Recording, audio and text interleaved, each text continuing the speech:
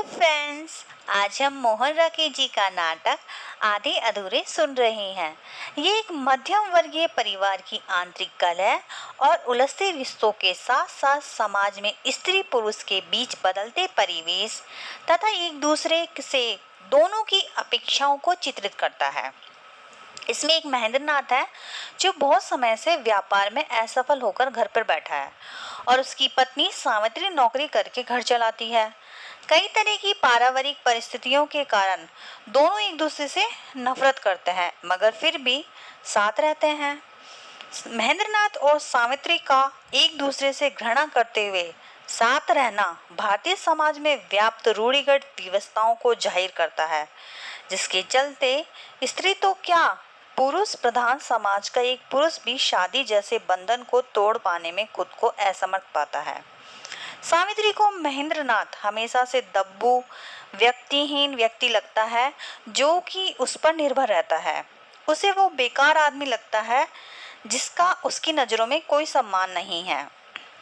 वह अपने लिए जीवन बताने के लिए एक ऐसे आदमी की अपेक्षा अपने जीवन साथी के रूप में नहीं करती थी, इसलिए उसे करती जाती है और लगातार किसी ऐसे पूर्ण आदमी की तलाश करती है जो उसकी सारी कसौटियों पर खरा उतर सके, किंतु ऐसा आदमी उसे कहीं नहीं मिलता। कभी कभी ऐसे आदमी की कुछ विशेषताओं को किसी व्यक्ति में पाकर वह दूसरों की तरफ आकर्षित होती है, किंतु समय बीतने पर कुछ न कुछ कमी पाकर सदैव निराश होती है। दूसरी ओर महेंद्र नाथ को लगता है कि सावित्री सदैव उस पर हावी होने की कोशिश करती है, उसका अपमान करती है और उससे दूर जाने की कोशिश करती रहती है। फिर भी महेंद्र नाथ उसी पर निर्भर है और वह बहुत कोशिश करने के बाद भी घर ही लौट आता है। दोस्तों का चहेता और हंसमुख महेंद्र नाथ सावित्री से शादी करने के बाद व्यापार में लगातार असफल होकर मारने पीटने वाला पति बन गया। जैसे ही पत्नी का कोई परिचित घर में आता वह वहां से तुरंत चला जाता। सबसे अपमानित होकर वह अपने बचपन के मित्र जुनीजा के घर जाता है कि कभी घर नहीं आएगा, किंतु अंत में ब्लड प्रेशर की बुरी हालत में वापस लौट आना पड़ता है। वह न तो सावित्री के साथ रह सकता है न ही सावित्री के बिना।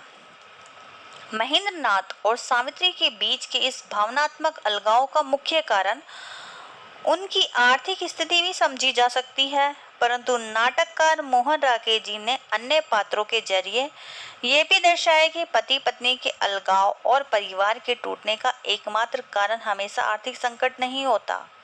सावित्री की बेटी बिन्नी और उसके पति मनोज का वैवाहिक जीवन आर्थिक दृष्टि से काफी अच्छा है, फिर भी उनके बीच में तनाव है और उनके बीच के रिश्ते में घुटन है। नाटक में महेंद्र नाथ के अलावा जुनीजा, शिवजीत, जगमोहन, मनोज और सिंघानिया का भी उल्लेख हुआ है।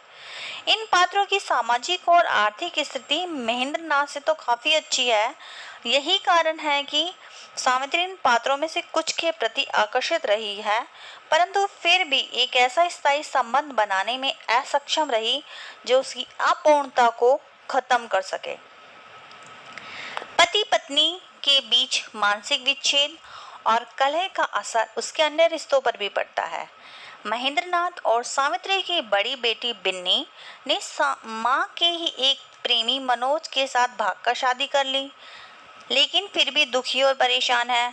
बेटा अशोक पिता की भांति बेकार है, उसका नौकरी में मन नहीं लगता और वह अपना जीवन अभिनेत्रियों की तस्वीरों और अश्लील पुस्तकों के सहारे काट रहा है।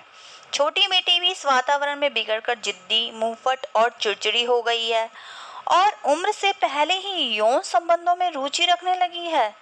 इन सभी पात्रों के व्यवहार में महेंद्र नाथ और सावित्री के कटु संबंधों की छाप साफ नजर आती है।